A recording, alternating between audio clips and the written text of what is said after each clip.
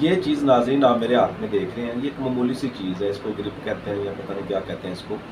ये बाज़ार से आम मिल जाती हैं स्पोर्ट्स की दुकान से।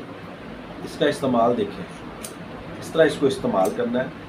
जो मरीज़ जिनको ये प्रॉब्लम हो कि हाथों की वीकनेस, कमज़ोरी, यानी सुबह उठते हैं सो के तो हाथ जो है ना वो काम नहीं कर रहे, या ऐसे पेशेंट जिनमें राशा हो या हाथों में कपकपाहट हो, तो उन्हीं के लिए ये बड़ी मुफीद चीज़ है। नाज़रीन मैंने ये कुछ अर्सा पहले ख़रीदी थी कि मुझे अपने हाथों में ऐसे महसूस हो रहा था जैसे ना थोड़ी थोड़ी ये दाएं हाथ में कुव्वत थोड़ी थोड़ी कम हो रही है।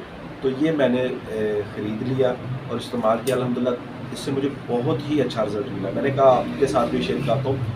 अक्सर कमेंट बॉक्स में और व्हाट्सएप पर भी लोग जो है ना पूछते हैं कि हाथ सुन्न हो जाते हैं, हाथों में कमज़ोरी आ जाती है, वीकनेस आ जाती है, या ऐसे मरीज़ भी जो आप नाज़रीन मेरी बात को अगर आप फॉलो करें तो आप अपने बुज़ुर्गों को, आप ऐसे पेशेंट जिनमें जो है ना वो आप समझ लें कि बाजुओं में हाथों में वीकनेस आ रही है, उनको ये ज़रूर इस्तेमाल करें।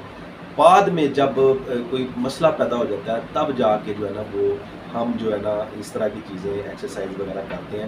तो ये बड़ी अच्छी एक्सरसाइज है, सारा दिन हाथ में रखें इनको, ऐसे आपने पुश करते रहें तो हाथों में यकीन करें इन जगहों पे और ये पूरी बॉडी में, पूरे ये शोल्डर में जो है ना वो महसूस होगी और वर्किंग करना शुरू कर देंगे बाजू, जो कंधे से जोर से लेके हाथ पूरा बाजू और ये फिंगर जो है ना ये सारी काम करना शुरू कर देंगे। ये एक छोटी सी चीज़ थी।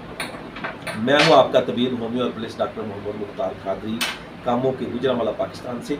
तो मैंने कहा ये चीज़ें आपके साथ शेयर कर देनी चाहिए, छोटी सी एक वीडियो बना दूँ। और इसके अलावा नाज़रीन जो मरीज़ राशा के हों, फालज के हों, जिनमें यानी खून की सर्कुलेशन मुतासर हो या बाजू काम नहीं कर रहे, हाथ काम नहीं कर रहे, जोड़ जाम हो रहे हैं, वो बादी और ठंडी चीज़ों से, लस्सी, दही, चावल, कोल्ड ड्रिंक और बड़े के गोश्त से परहेज़ करें। तो इंशाअल्लाह अल अज़ीज़ ये साथ एक्सरसाइज करें तो ये बेहतरीन महसूस करेंगे। ग़िज़ा में क्या खाएँ? ग़िज़ा में जो है वो सब्ज़ियाँ और गोश्त, ऐसी सब्ज़ियाँ जिनमें पानी हो, जैसे शलजम, कद्दू, टिंडियाँ, गाजरें, काली तोरी, या मूंग की दाल में जो है मटन मिला के इस्तेमाल कर सकते हैं। काली मिर्च का सालन इस्तेमाल करें और जो ऑलिव ऑयल है वो अगर दस्तयाब हो तो वो सालन उसमें पका लें, अपना खाना उसमें बना लें तो वो बहुत ही अच्छा है।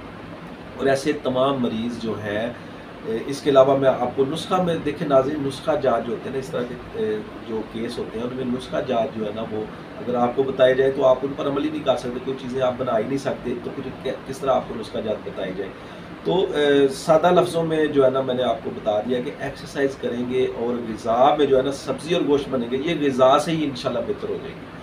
और राशा के मरीज़ जो है ना इसकी प्रैक्टिस ज़रूर करें, हाथों में ताकत आ जाएगी, तवानाई आ जाएगी, ये पूरे शोल्डर तक जो है ना वो आप बेहतरी महसूस करेंगे। इसके अलावा नाज़रीन छोटी सी एक चीज़ कर लें, बादाम की गिरी लेनी है आपने, देसी बादाम की गिरी लेनी है, 11 अदद रात को भिगो दें। अगर मौसम गर्मी का है तो भिगो कर सुबह छील कर खा लिया करें, ऊपर से 1 कप नीम गर्म दूध का पी लें।